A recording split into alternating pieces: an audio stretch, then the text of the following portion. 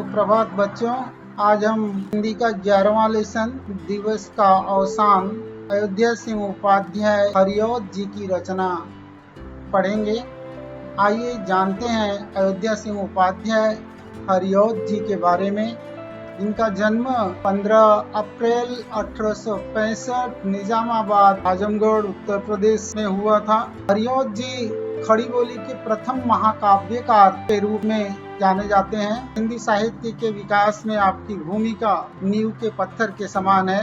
जहाँ तक भाषा की बात है तो हरिऔध जी की भाषा संस्कृत निष्ठ है। उनका भाषा पर अद्भुत अधिकार था। आपकी भाषा प्रांजल और आकर्षक है। भाषा में आपने संस्कृत के तत्सम शब्द, फारसी, उर्दू आदि के शब्दों का भी बहुत हृदयग्राही प्रयोग किया है। हरिऔध जी की जो प्रमुख कृतियां हैं उन्हें भी जाने। रस कलश ब्रजभाषा में काव्य संग्रह है, वैदेही वनवास, प्रिय प्रवास महाकाव्य है, ठेठ हिंदी का ठाठ, अधखिला फूल, कबीर वचनावली हिंदी भाषा और साहित्य का विकास का आलोचनात्मक ग्रंथ है। रुक्मिणी परिचय, प्रद्युम्न विजय व्यायोग नाटक है।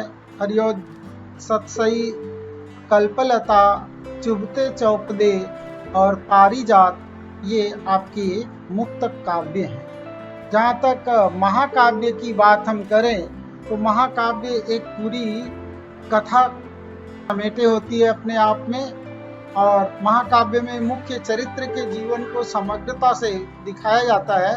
और प्रत्येक सर्ग में एक ही छंद होता है, लेकिन छंद परिवर्तन होता है सर्ग के अंत में। सर्गों की संख्या कम से कम 8 या उससे अधिक होती है। प्रस्तुत काव्यांश जो प्रिय प्रवास एक महाकाव्य है, ये पाठ्यांश महाकाव्य के प्रथम सर्ग से लिया गया है, जिसमें अयोध्या सिंह उपाध्याय हरिऔध जी ने सायंकाल की प्राकृतिक छटा और गोकुल के ग्रामीण जीवन का बहुत ही सुंदर हृदयग्राही वर्णन किया है।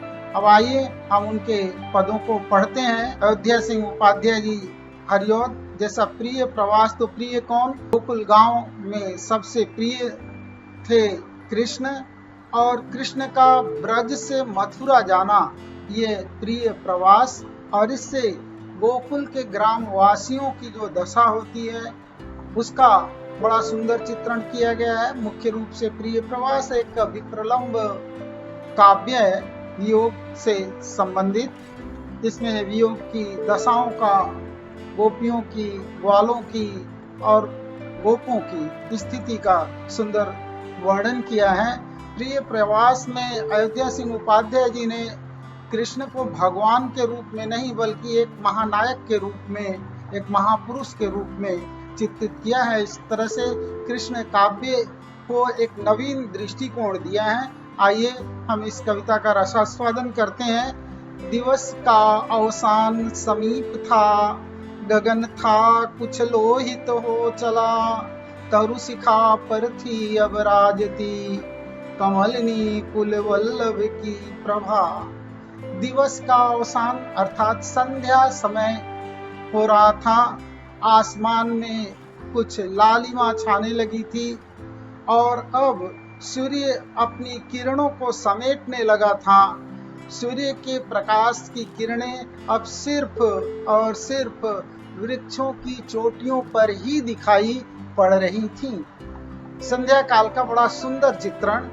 विपिन बीच विहंगम वृंद का कल निनाद विवर्धित था हुआ, ध्वनिमयी विविधा विहगावली उड़ रही नभमंडल मध्य थी। और वन के बीच में विहंगम वृंद अर्थात पक्षियों के समूह का कल निनाद, उनका कलकल ध्वनि बढ़ने लगा था, काफी बढ़ गया था, और अनेकों प्रकार के पक्षी पंक्तिबद्ध होकर के आकाश में शोर करते हुए उड़े चले जा रहे थे। आइए दूसरा छंद देखते हैं। अधिक और हुई नभ लालिमा, 10 दिशा अनुरंजित हो गई, सकल पादप पुंज हरितिमा, अरुणिमा विनिमज्जित सी हुई। बहुत सुंदर वर्णन संध्या काल का। आकाश में लालिमा और बढ़ गई थी और लालिमा के अधिक बढ़ जाने से दसों दिशाएं प्रसन्न दिखाई देने लग गई थी, अनुरंजित प्रसन्न हो उठी थी।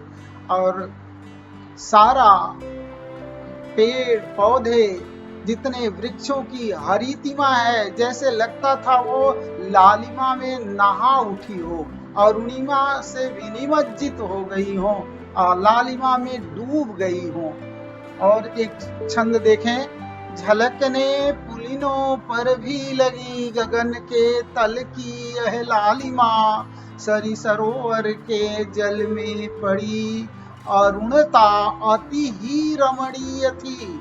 और अब सूर्य के प्रकाश समेटने लगा था, तो आकाश में लालिमा छाई हुई थी, वह नदी के तट पर भी दिखाई पड़ने लग गई थी। नदी और तालाब में पड़ती हुई वह सूर्य की लाल आभा आकाश की लालिमा अत्यंत ही रमणीय लग रही थी, बहुत सुंदर लग रही थी। देखिए कितना सुंदर प्राकृतिक घटकों का चित्रण किया गया है। संध्या का समय, आकाश की अरुणिमा, सूर्य के प्रकाश का धीरे धीरे सिमटना और फिर सूर्य के प्रकाश का तरु शिखा पर चढ़ना, सुंदर प्राकृतिक दृश्य का चित्रण किया गया है। बचपन में गोचारण आपने भी किया होगा, कृष्ण किस तरह से गौओं को लेकर सुबह जाते और शाम को वापस लौटते हैं। तो अब शाम होने को है, जैसे जैसे दिन ढलने लगता है और शाम उतरने लगती है, सूर्य अपने प्रकाश को धीरे धीरे समेटने लगता है, उसका क्रमशः बड़ा सुंदर वर्णन यहाँ पर मिलता है। आइए देखते हैं। अचल के शिखरों पर जा चढ़ी किरण पादप शीस विहारिणी, तरणि बिंब तिरोहित हो चला गगन मंडल मध्य सनई सनई। सूर्य अपने प्रकाश की किरणों को समेटता है। पहले वो किरणें वृक्षों की चोटियों पर जाकर शोभायमान होती हैं, फिर आकाश की वह लालिमा नदी के तट पर, नदी के जल में पड़ती है, और उसके बाद ये लालिमा, सूर्य का यह प्रकाश अचल के शिखरों पर जा चढ़ी किरण पादप शीस विहारिणी। किरणें, सूर्य की प्रकाश की किरणें जो वृक्षों की चोटियों पर विहार करती रही, अब वो पर्वतों के शिखरों पर जा चढ़ी और तरणि बिंब तिरोहित हो चला। धीरे धीरे सूर्य का वह लाल बिंब भी आकाश के मध्य में तिरोहित हो गया, डूब गया। और उसके बाद आकाश में संध्या का समय नजदीक है।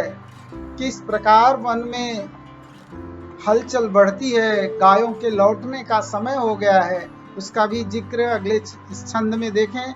निमिष में वन व्यापित वीथिका विविध धेनु विभूषित हो गई, धवल धूसर वत्स समूह भी विलसता जिनके दल साथ था। निमिष में, पल भर में ही जंगल में व्यापित फैली हुई वो सकरी गलियां, वो रास्ते गायों से, विविध प्रकार की धेनुओं से, गायों से विभूषित हो उठी, शोभायमान हो उठी।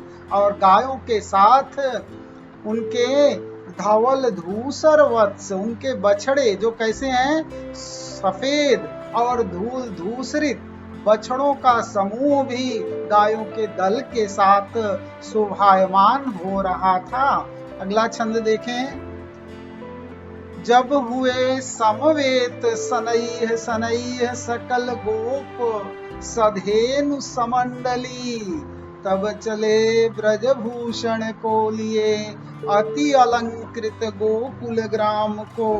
और जब धीरे धीरे सभी गोप ग्वाले अपनी गायों और अपने संगी साथियों के साथ संयुक्त हो जाते हैं, समवेत होते, एकत्रित होते हैं, तब वो ब्रजभूषण, ब्रज के भूषण अर्थात श्री कृष्ण को अपने साथ लेकर अति अलंकृत अत्यंत शोभायमान गोकुल गांव की ओर लौट पड़ते हैं। देखिए उनके लौटने का क्रम, सभी ग्वाले एक साथ एकत्रित होते हैं, उनकी मंडली एकत्र हो जाती है, तब सभी कृष्ण को साथ लेकर के अपनी गायों को एकत्र करके गांव की ओर लौट पड़ते हैं। पीछे आपने पढ़ा सूर्य के प्रकाश की किरणें किनारों पर, फिर तालाब और नदी में, फिर पहाड़ों की चोटियों पर, और उसके बाद सूर्य आकाश में डूब जाता है, संध्या हो जाती है, तो ये गोप मंडली गांव को वापस लौटती है। अगले छंद में देखें लौटते हुए ग्वालों को। गगन मंडल में रज छा गई, 10 दिशा बहु शब्दमयी हुई, विशद गोकुल के प्रति गेह में बह चला वर स्रोत विनोद का। गगन मंडल में रज छा गई, धूल, किसकी धूल?